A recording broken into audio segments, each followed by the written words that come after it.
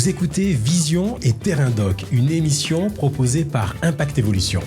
Qui met en lumière les femmes et les hommes qui contribuent à la dynamique économique occitane. Par leur vision, leurs actions de terrain, ils inspirent leur écosystème. Parler d'Amélie Leclerc, notre invitée, c'est parler de médecine, puisqu'Amélie était destinée à soigner les gens, c'est ça. Mais un jour, un conseiller d'orientation lui a dit « Votre profil, Amélie, correspond à deux choses. » C'est bien cela, l'information d'adulte et l'informatique. À cela, Amélie Leclerc a répondu « L'informatique, moi, jamais ». Après une expérience très riche dans le monde de la formation pour la filière du numérique, elle rejoint Digital 113 au poste de directrice générale il y a plus de 10 ans. Amélie, bonjour et bienvenue dans l'émission Vision et Terrain Doc, une émission qui parle d'humain et qui parle aussi d'économie. Bonjour Valentin. Alors, première question, pas de round d'observation, on attaque direct. Avant de revenir sur ton parcours fort intéressant, partage-nous les missions du cluster du numérique Digital 113. Juste rappelons ces 300 acteurs, ça génère environ 3,5 milliards d'euros de chiffre d'affaires cumulé entre les acteurs. Quelles sont les missions sur l'Occitanie du cluster du numérique ? Oui, Digital 113, c'est une association loi 1901, donc à but non lucratif.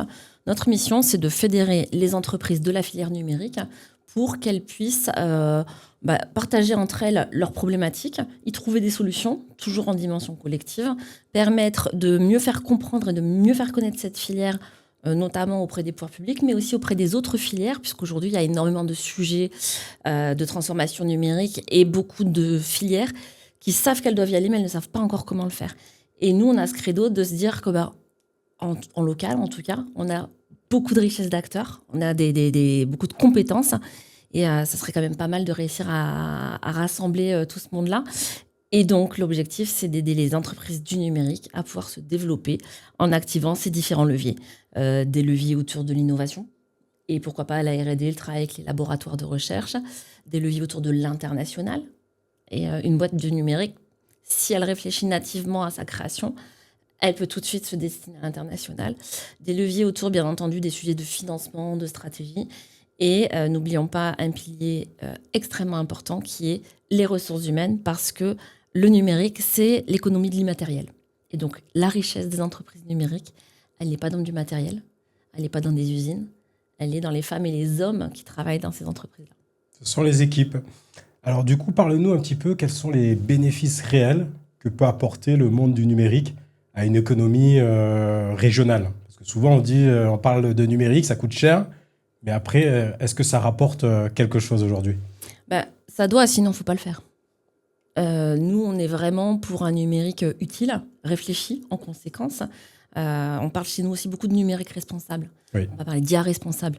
L'idée, c'est à quel moment il est utile, pertinent, de mettre une technologie numérique, d'avoir une stratégie numérique, et à quel moment ce n'est pas la peine. Donc ça, c'est très important.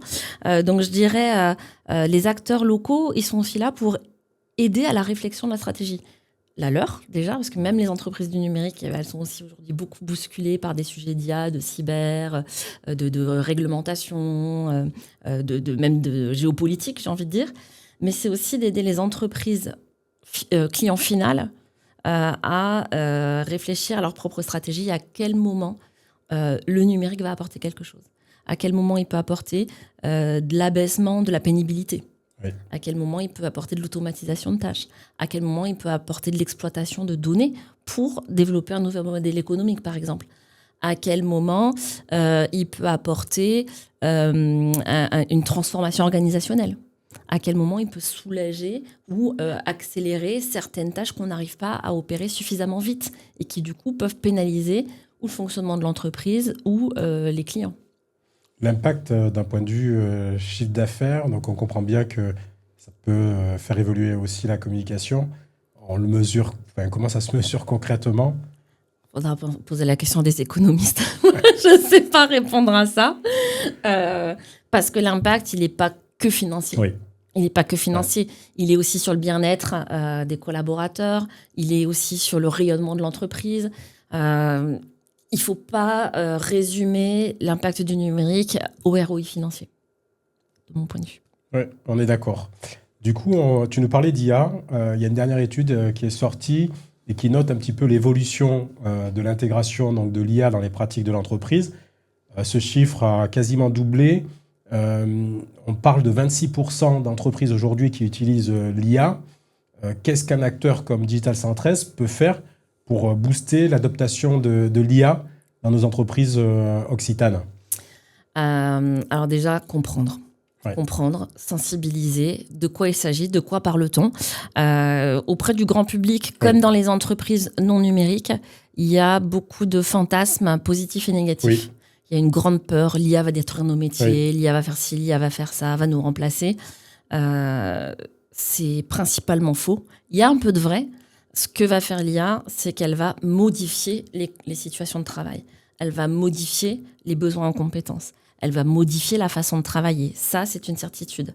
Et j'aimerais dire, a fortiori avec les IA génératives, parce que, à mon avis, dans le chiffre que tu avances, les 26%, on parle plutôt d'IA générative, parce que je pense que peu d'entreprises aujourd'hui sont sur de l'apprentissage de type machine learning, etc. Donc, voilà, je production de contenu. Voilà, je pense que l'accélération... C'est des tâches administratives. Mais même, je pense que l'accélération de l'utilisation de l'IA est vraiment boostée par les IA génératives. Donc, qu'est-ce que Digital 113 peut apporter aujourd'hui ? Déjà, permettre aux entreprises du numérique d'être bien au fait de quels sont leurs engagements, leurs obligations, etc. Parce qu'on a aujourd'hui une réglementation européenne qui est pas tout à fait stabilisée, qui continue à évoluer. Et ça, il faut qu'on comprenne. Qu'est-ce que ça veut dire ? À quel moment on va être impacté ? Comment on doit avancer là-dessus ? Donc, on va avoir des ateliers avec la factory IA Data ou des formations aussi. On propose toute une formation pour accompagner le pilotage de projets IA. Qui vont être prises en charge peut-être par les organismes. Qui peuvent, puisque nous sommes Calliope, donc ça c'est tout à fait possible qu'il y ait une prise en charge. Et donc développer le pilotage de projet IA tout en ayant conscience de ce que c'est que l'AI Act, ce qu'il impose sur des sujets comme la robustesse, l'explicabilité, la garantie humaine, l'éthique, qui sont vraiment des gros sujets. Et encore une fois, à quel moment les algorithmes sont concernés ou pas par l'AI Act, quel est le niveau de risque. Mais ce qu'on aime aussi, c'est ce que je disais tout à l'heure, à quel moment l'IA va être utile et quand il ne faut pas mettre de l'IA, parce qu'il y a aussi un impact environnemental. Quoi qu'on en pense, c'est réel. Il y a des chiffres, je les ai pas en tête, mais je pourrais les retrouver. Donc, l'IA utile, qui fait gagner du temps, qui aide les humains, oui. L'IA futile, moi je râle sur les starter packs, sur la génération d'images, juste pour transformer son chien en je sais pas quoi. C'est inutile, ça fait gagner de temps à personne. Ou demande à ChatGPT de faire tes listes de courses. Ouvre ton frigo. Prends un papier, un crayon, ouvre ton frigo. Ça suffit amplement. C'est du sens. C'est une utilisation qui va être utile dans les entreprises avec beaucoup de sens derrière. Ou de l'humain, je veux dire. J'ai quelqu'un qui me racontait ce week-end qu'ayant un enfant TDAH, elle voulait quand même l'emmener visiter des musées, etc. Et donc, elle a demandé à ChatGPT de l'aider. Qu'est-ce que je peux mettre en place pour aider mon enfant TDAH à rester concentré ? Et avec l'aide de l'IA, elle a fabriqué tout un parcours hyper ludique pour aller visiter telle et telle chose, telle et telle... et le gamin, à chaque fois, il avait des petites choses à chercher en particulier, etc. Ça, c'est utile. C'est pas le monde de l'entreprise, mais c'est de l'IA utile. Oui, c'est de l'humain, là, ce que tu parlais, ce côté humain. Voilà, et c'est un truc que toute seule, elle n'aurait pas su faire. Ouais, donc, du coup, il faut les bons usages.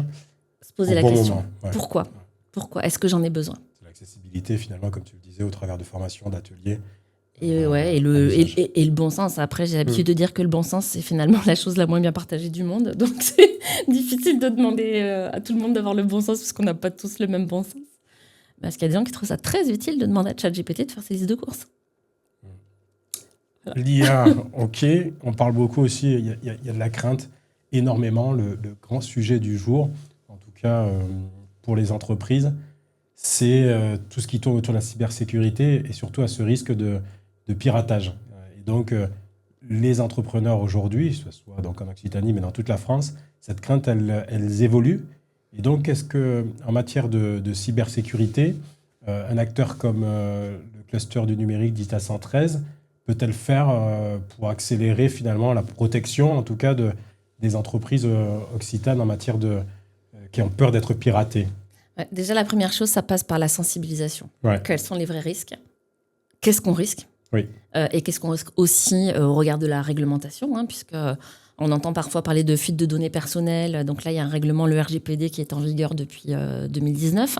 Il y a des nouveaux règlements européens qui arrivent autour de la cybersécurité, notamment la directive NIS 2, qui devient beaucoup plus large que ne l'était la première directive NIS. Et même encore aujourd'hui, de nombreuses entreprises n'ont pas compris qu'elles étaient concernées. Ouais. Et la directive entre en vigueur.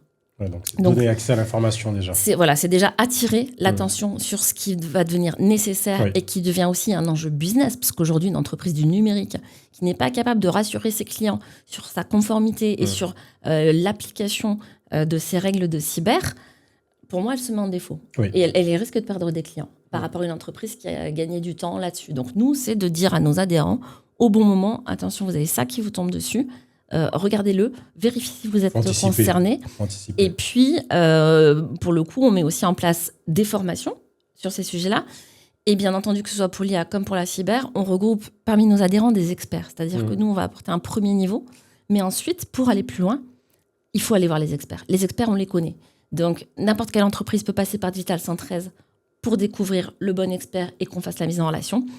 Et puis, bien sûr, c'est bien, on a peur, super, et qu'est-ce qu'on en fait ?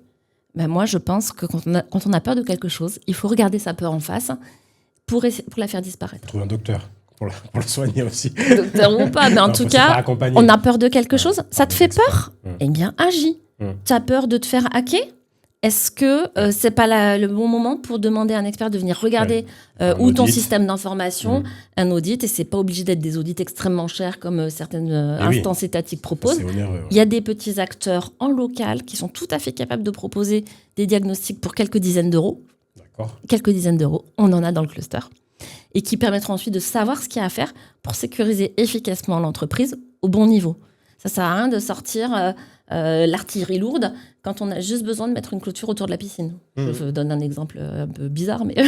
non, mais c'est ce que tu dis, c'est bien en termes d'image. Ça permet de voir qu'il faut auditer finalement nos entreprises locales pour avoir un premier diagnostic de l'état de sécurité, que ce soit des données ou d'autres éléments de l'entreprise, pour ensuite entamer une démarche, être parfois donc, formé, et on n'a pas besoin, il n'y a pas un accès financier qui soit disproportionné finalement par rapport au monde des TPE, PME. Oui, et puis il faut réfléchir à investissement versus risque, parce que ça coûte toujours beaucoup plus cher de réparer que d'anticiper.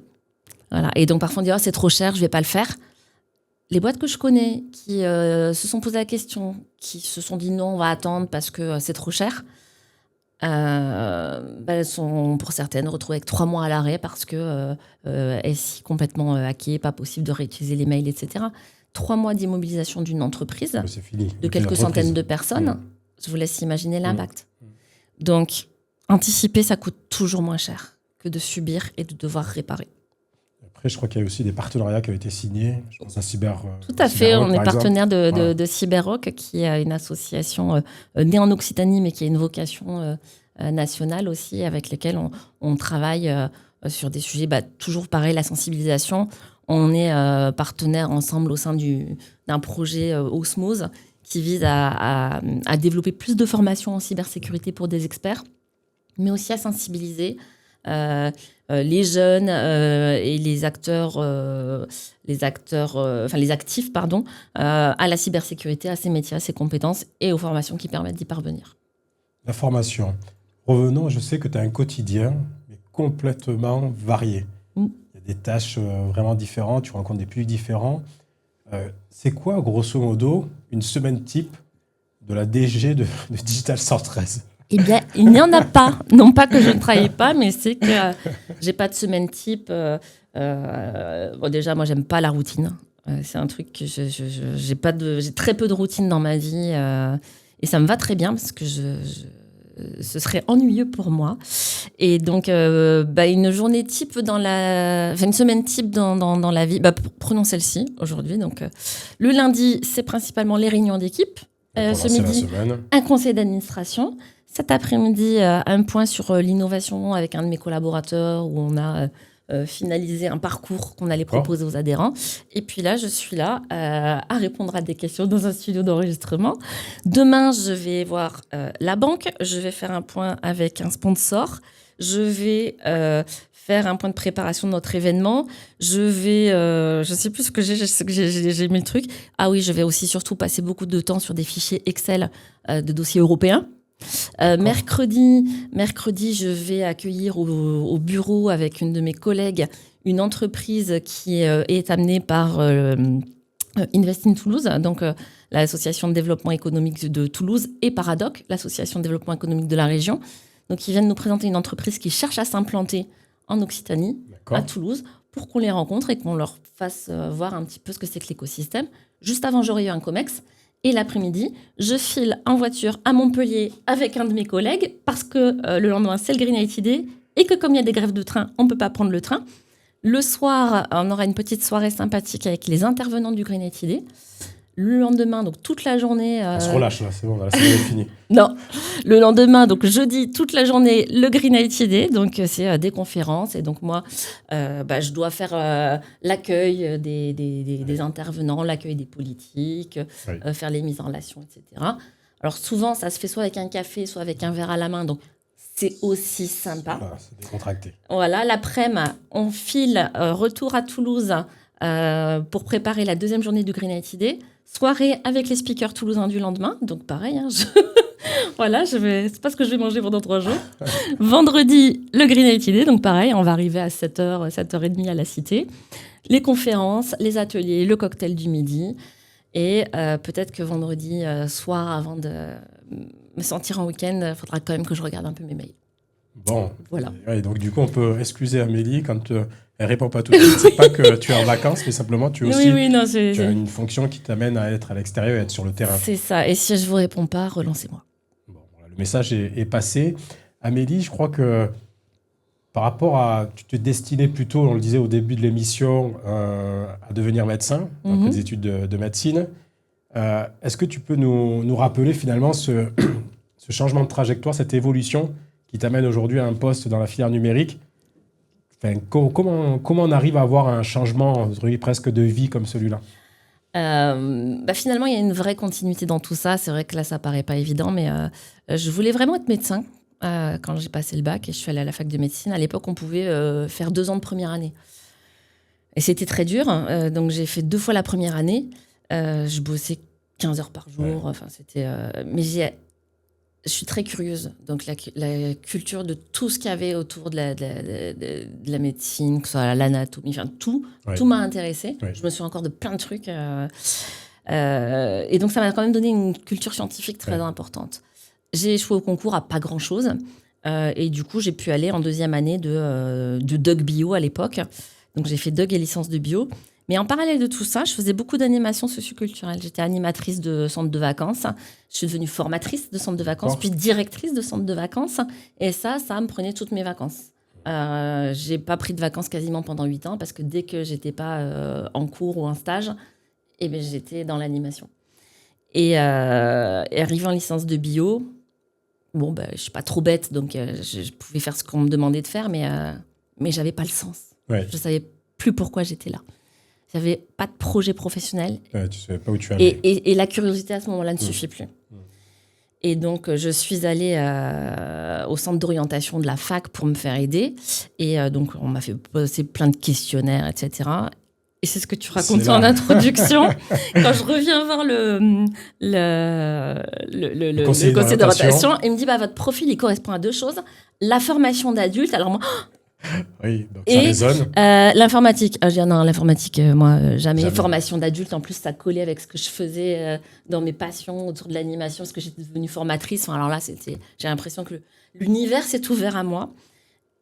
Et chance pour moi, à Lille venait de s'ouvrir un IUP sur les métiers de la formation continue. Et donc, j'ai fait ça. Et alors, ça a été 3 ans géniaux. Je me vantais un peu, mais j'étais majeure de promo pendant 3 ans, mais sans forcer, parce que juste, je me suis éclatée. Tu savais où tu voulais aller. Je me suis éclatée. J'ai fini par un master en management de projet, conduite du changement dans le secteur public. Pas piquer les... C'est sympa. D'accord. Et puis, je me suis dit, t'as fait 8 ans de fac, là. T'as fait 8 ans de fac, t'as toujours travaillé pendant tes vacances. On me proposait un job dans un endroit où j'avais un job de consultante dans un organisme où j'avais fait mes stages. Et je me suis dit, mais là, si tu prends ce job, tu vas que travailler. Parce que moi, si ça me passionne, je me laisse embarquer complètement. Et j'ai dit, avant de travailler, t'as ton master en poche, il faudrait au moins que tu ailles vivre ailleurs, en France ou à l'étranger, pendant 1 an. Mais au moins pour te sortir de ton cadre culturel, pour voir comment ça se passe ailleurs. Et donc, j'hésitais entre le Québec, puisqu'en andragogie, les Québécois étaient beaucoup plus avancés que les Français sur ma discipline. Londres, pour apprendre la langue, ou Toulouse, parce que c'était la seule ville de France qui m'attirait à l'époque. J'ai rencontré un Toulousain durant l'été, donc je me dis... la vie a choisi à ma place. Oui. Voilà. Et puis, je ne devais pas rester, mais très vite, j'ai trouvé un boulot. Et puis, dans la formation au FAFIEC, qui est devenu l'OPCO Atlas. D'accord. Et donc, je m'occupais de toute la zone Languedoc-Roussillon pendant 1 an, puis ensuite Languedoc-Roussillon et Haute-Garonne, avec toutes les entreprises de la filière du numérique dans mon portefeuille. Voilà, donc tu vois à quel moment l'univers m'a ramené à ce que je n'avais pas voulu. Il me l'a mis sous le nez, j'ai dit non. Il me dit, je vais lui reproposer. Et là, ça a marché. Et non seulement ça a marché, mais en plus, ça m'a intéressée. Donc, ça m'a permis d'acquérir un vernis de compréhension. Et puis, c'est passionnant d'accompagner les PME. Ouais. C'est vraiment passionnant de voir quelles sont leurs problématiques, comment on peut les aider, comment on peut les accompagner. Et le faire d'une dimension collective. C'est vraiment ce qu'on fait au cluster depuis 10 ans. Et ça change tout le temps. Et les entreprises du numérique, elles travaillent pour tous les autres secteurs d'activité.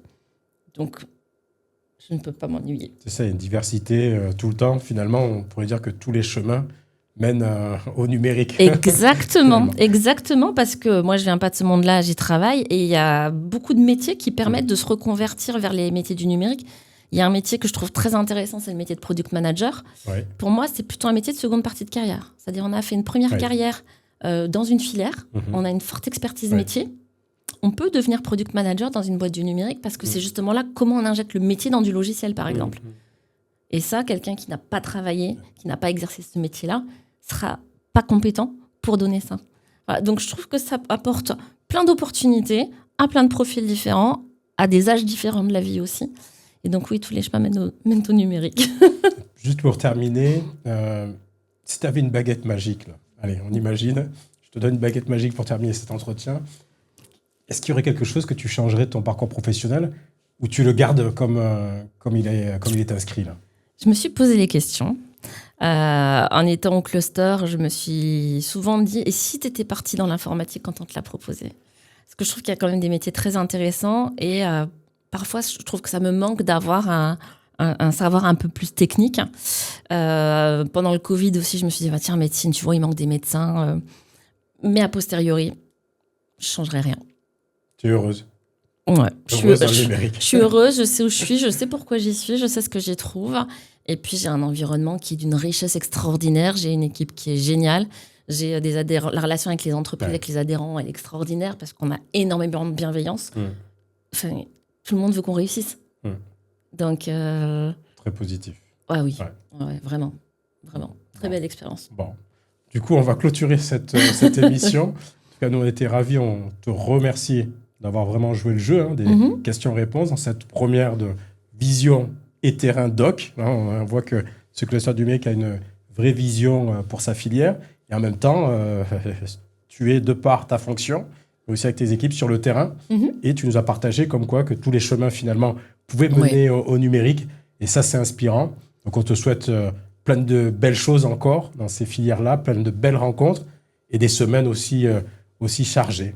Oui, parfois un peu moins chargées, je veux bien aussi. Un peu plus calme, alors on te souhaite un peu de repos. Alors. À bientôt, Amélie. Merci, Valentin. Merci.